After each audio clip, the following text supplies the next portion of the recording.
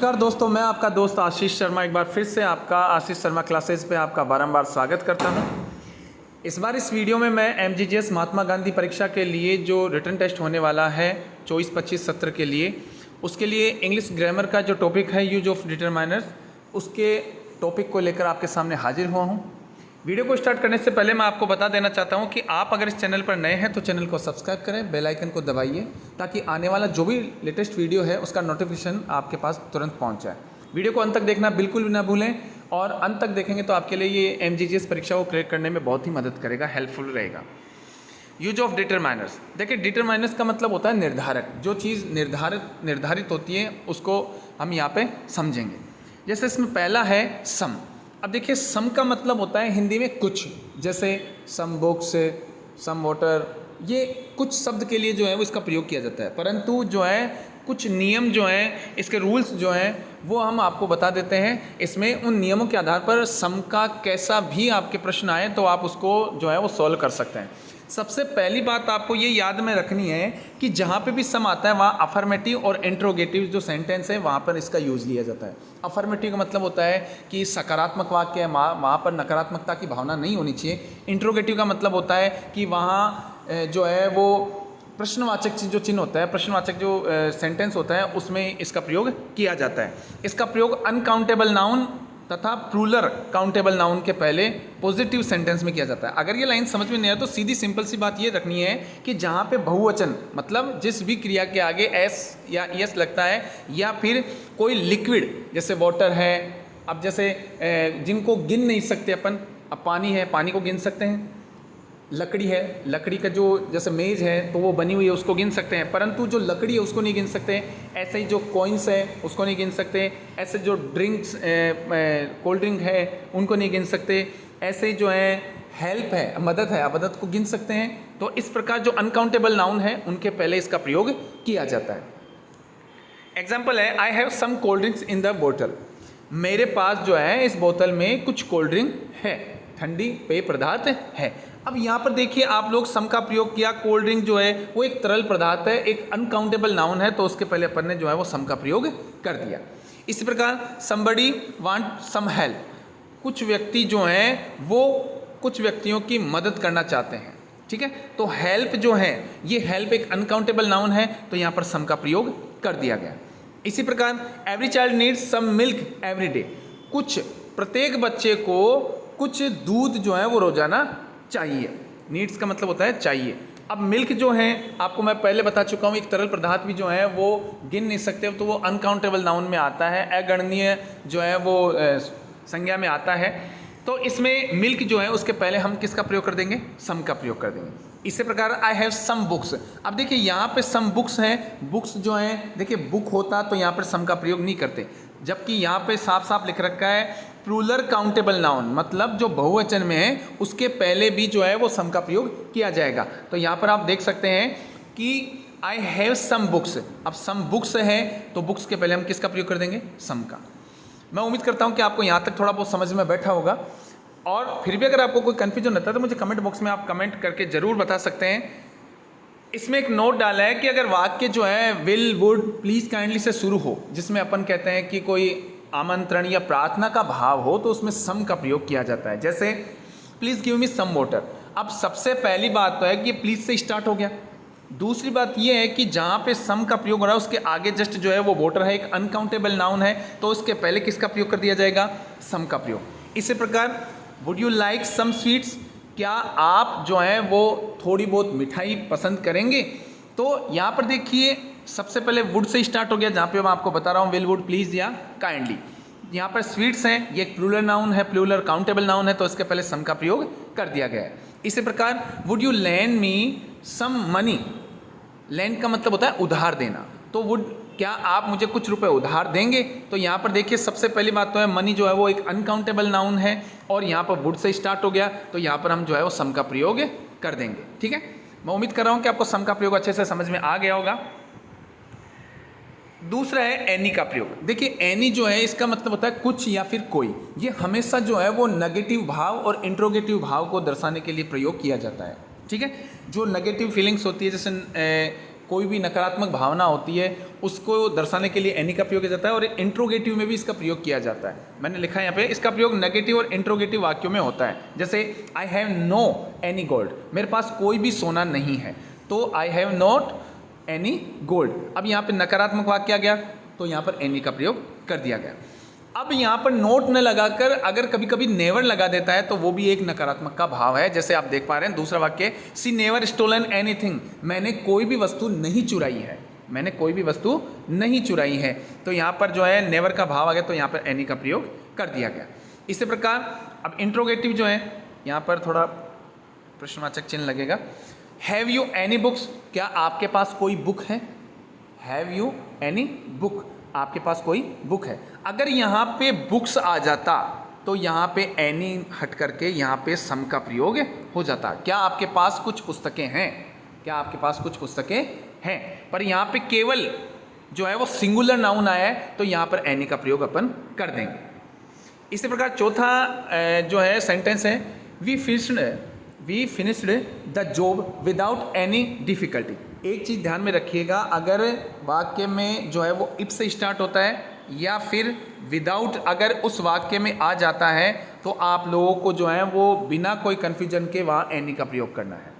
ठीक है, विदाउट भी जो है के बिना, ये एक नकारात्मक भाव पैदा करता है, तो वहाँ पर नकारात्मक भाव पैदा करने की स्थिति में जो है ऐसी कंडीशन में आप एनी का प्रयोग निसंकोच कर सकते हैं। तो इसमें कहा है वी फिनिश्ड द जॉब, मैंने कार्य संपूर्ण कर दिया विदाउट एनी डिफिकल्टी, बिना किसी कठिनाई के। डिफिकल्टी का मतलब होता है कठिनाई के, बिना किसी कठिनाई के। तो यहाँ पर एनी का प्रयोग कर देंगे क्योंकि विदाउट का प्रयोग हो चुका है। इसी प्रकार पांचवा वाक्य है, I don't have any book in my bag, मेरे पास मेरे बैग में कोई भी पुस्तक नहीं है, कोई भी पुस्तक नहीं है। तो डोंट है, एनी का प्रयोग स्वाभाविक है, यहाँ पर नकारात्मक भाव पैदा करने के लिए आया, तो यहाँ पर एनी का प्रयोग कर दिया जाएगा। इसी प्रकार मैंने अभी थोड़ी देर पहले बताया कि इफ और विदाउट, ये दोनों जहाँ पे भी प्रयोग में हो वहाँ पर एनी का प्रयोग जो है डेफिनेटली आपका हो जाएगा।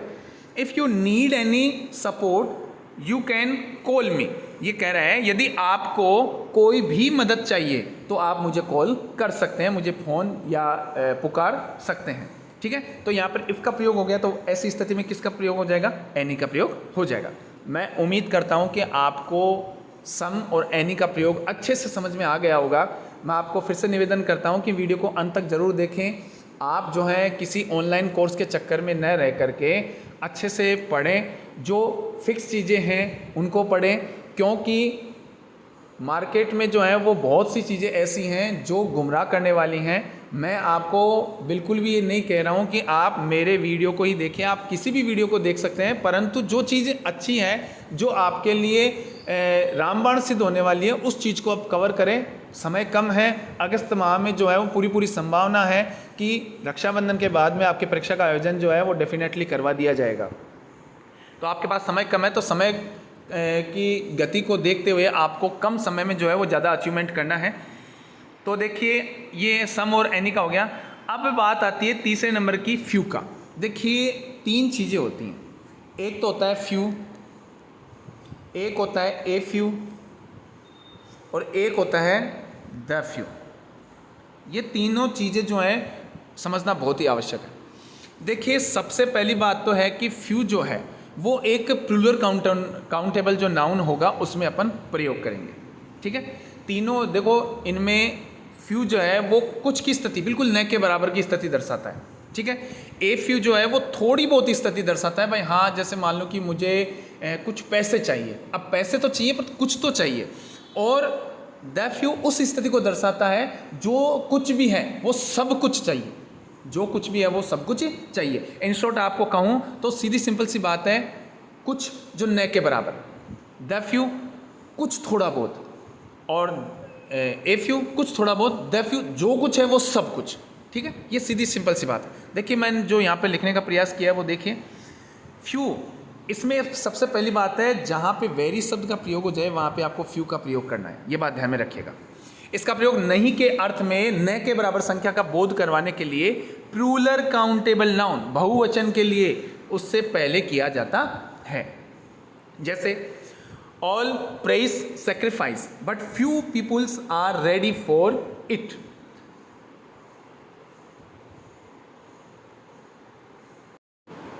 प्रेज का मतलब होता है प्रशंसा करना, सेक्रीफाइस का मतलब होता है त्याग करना। सभी व्यक्ति जो हैं वो त्याग की प्रशंसा करते हैं, but few people are ready for it, परंतु कुछ न के बराबर मात्रा में ही लोग इसके लिए तैयार हो पाते हैं। तो यहाँ पर जो है वो फ्यू का प्रयोग कर दिया जाएगा। ठीक है, अब दूसरा वाक्य है few man are free from faults. कुछ व्यक्ति ही जो हैं वो दोषों से मुक्त हो पाते हैं। फॉल्ट्स का मतलब होता है दोष या गलती। ठीक है, इसी प्रकार few man reach the age of 100 year. कुछ व्यक्ति ही जो है वो 100 वर्ष की आयु तक पहुंच पाते हैं। अब कुछ लोग ही हैं बिल्कुल न के बराबर, 2-4, 100 में से 2-4, तो वहाँ भी ऐसी स्थिति में फ्यू का प्रयोग कर देंगे। ठीक है, मैंने एक वाक्य लिखा है यहाँ पर, there were Khalistan student in the class. वहाँ पर बच्चे हैं कक्षा में, so the teacher did not take class, परंतु अध्यापक ने कक्षा नहीं ली। बिल्कुल क्यों नहीं ली? क्योंकि वहाँ न के बराबर जो है वो टीचर हैं। तो यहाँ आप मुझे कमेंट करके बताइए कि यहाँ किस जो है डिटरमिनर का प्रयोग होगा, फ्यू, ए फ्यू या द फ्यू। आप मुझे कमेंट करके बताएं। अगला है आपके सामने ए फ्यू, कुछ थोड़ा बहुत।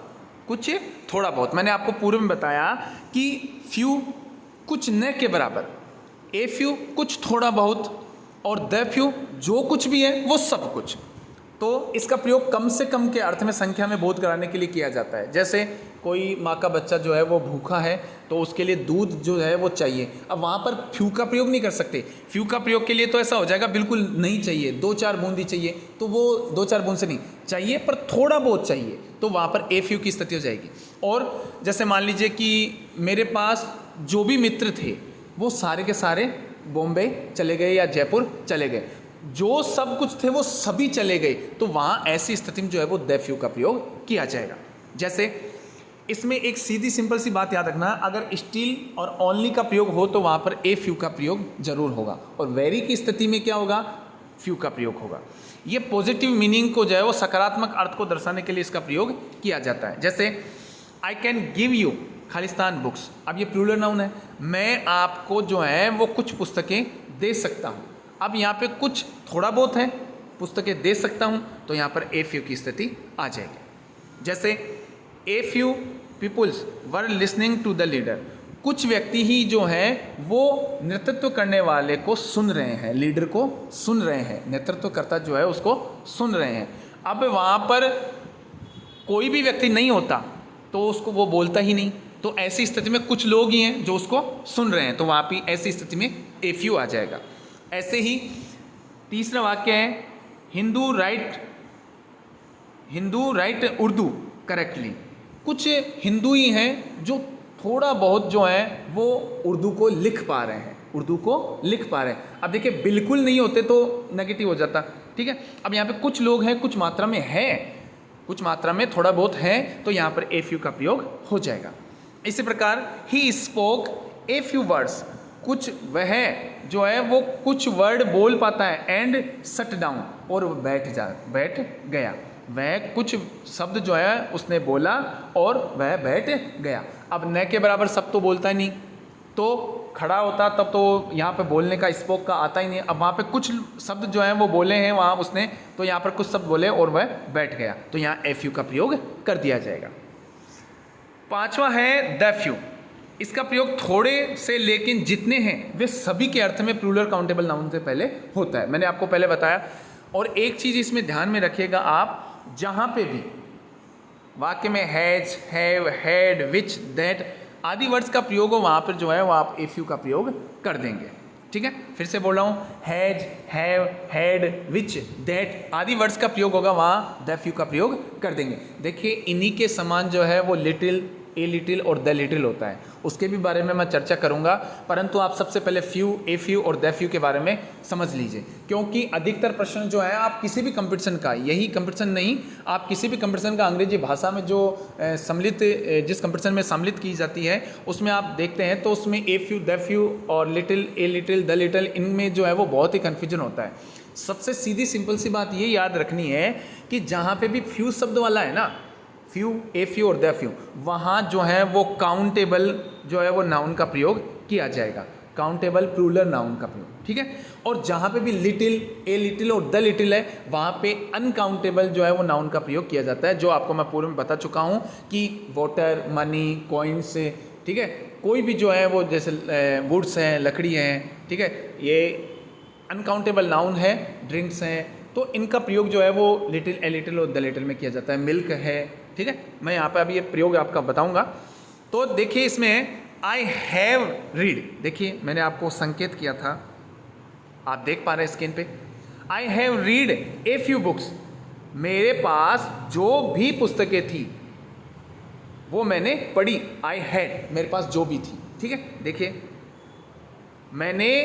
मैं पढ़ चुका हूँ वो सभी पुस्तकें, आई हैड, जो मेरे पास थी। तो मैंने आपको बताया द फ्यू का प्रयोग वहाँ होगा जो कुछ भी है वो सब कुछ द फ्यू में आ जाएगा, ठीक है। इसी प्रकार वाक्य है अगला कि the few students who passed got admission, वे सभी स्टूडेंट हु पास्ड, जो पास हुए हैं, गोट एडमिशन, उन्होंने एडमिशन ले लिया है। वे सभी विद्यार्थी जो पास हुए हैं उन्होंने एडमिशन ले लिया है। अब वो सभी विद्यार्थियों की बात कर रहा है, भाई जो भी पास हो गए उन सब ने ले लिया है, तो वहाँ पर ऐसी स्थिति में, ऐसी कंडीशन में, ऐसी सिचुएशन में आप जो है वो द फ्यू का प्रयोग कर सकते हैं। इसी प्रकार the few friends he has, उसके जो भी मित्र थे, आर वेरी पुअर, वे सभी गरीब थे। अब वो सभी की बात करें तो वहाँ पर द फ्यू का प्रयोग हो जाएगा, जो है वो सभी गरीब थे या गरीब हैं। The few words he spoke were full of wisdom, तो यहाँ पर देख सकते हैं विजडम का मतलब होता है विश्वसनीय। तो उसने जो भी शब्द बोले वे सारे के सारे विश्वसनीय थे। वे सारे के सारे क्या थे? विश्वसनीय थे, विश्वास के योग्य थे। तो जहाँ पर सभी चीज़ की बात आ जाए, सभी चीज़ को सम्मिलित कर लिया जाए, तो ऐसी सिचुएशन में आप द फ्यू का प्रयोग करेंगे। मैं आपको थोड़ा सिंपल सा आपको बता देता हूँ। देखिए, आप देख सकते हैं यहाँ पर जहाँ पे फ्यू, ए फ्यू और द फ्यू होता है, वहाँ पर तीनों काउंटेबल नाउन के साथ इनका प्रयोग किया जाएगा। तीनों काउंटेबल नाउन के साथ प्रयोग किया जाएगा। आप देख सकते हैं यहाँ पर तीनों काउंटेबल नाउन के साथ प्रयोग किया जाएगा। और इसी प्रकार जो है वो अगर लिटिल, ए लिटिल और द लिटिल है तो तीनों अनकाउंटेबल नाउन के साथ प्रयोग किया जाएगा। मैं आपको फिर से बता देता हूँ, ये तीनों कन्फ्यूजन जो है वो बहुत अधिकतर मात्रा में रहता है। जहाँ पे फ्यू, ए फ्यू और द फ्यू हो वो काउंटेबल नाउन के साथ प्रयोग किए जाएंगे, जो गणनीय संज्ञा है उनके साथ इनका प्रयोग किया जाएगा। और जो लिटिल, ए लिटिल और द लिटिल का प्रयोग है वो अनकाउंटेबल नाउन के साथ किया जाएगा, अगणनीय के जो संज्ञा है उनके साथ किया जाएगा। जैसे पानी है, दूध है, ठीक है, कॉइन्स है, ठीक है, इनके साथ जो है वो इनका प्रयोग किया जाएगा। ठीक है, हम जो है लिटिल, ए लिटिल और द लिटिल का जो प्रयोग है वो अगले वीडियो में पढ़ेंगे। मैं उम्मीद करता हूँ कि आपको ये वीडियो बहुत ही अच्छा लगा होगा, बहुत ही पसंद आया होगा। और अगर आपको ये वीडियो अच्छा लगा है तो कमेंट करके मुझे बताएं कि आपको वीडियो कैसा लगा है। और मैंने एक खालिस्तान जो है, एक रिक्त स्थान जो है, एक मैंने आपको भरने के लिए बताया है, उसमें मुझे कमेंट करके बताएं कि उसमें आप ए फ्यू, द फ्यू या फ्यू, इनमें से कौन सा आएगा। आप मुझे कमेंट करके ज़रूर बताएं। अपने मित्रों से शेयर कीजिए और चैनल को सब्सक्राइब कीजिए, बेल आइकन को दबाइए ताकि आने वाला जो भी लेटेस्ट वीडियो है वो आप तक तुरंत पहुंच जाए। और वीडियो को अंत तक देखना बिल्कुल भी ना भूलें, ये वीडियो जो है वो आपके लिए रामबाण सिद्ध होने वाला है। थैंक यू वेरी मच, आपने वीडियो को वॉचिंग किया। मैं ऐसे लेटेस्ट वीडियो में आपके सामने फिर से प्रस्तुत होऊंगा। तब तक के लिए मुझे इजाज़त दीजिए। जय हिंद, जय भारत।